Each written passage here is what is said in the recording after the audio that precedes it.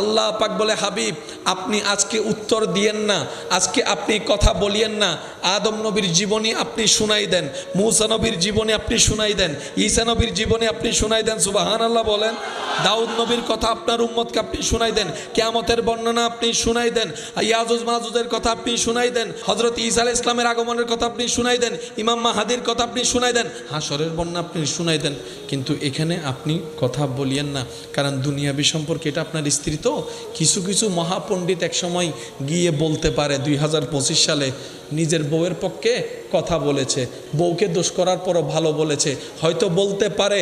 রব বলে যে হাবিব আজকে উত্তরটা আপনি দিবেন না, আজকে উম্মাহাতুল মুমিনিন মুমিনদের মা আপনার স্ত্রী আয়েশা সিদ্দিকার ব্যাপারে উত্তর আপনি দিবেন না, আমি রব্বুল আলামিন স্বয়ং নিজেই দিব, যা কোরআনে লেখা হয়ে যাবে।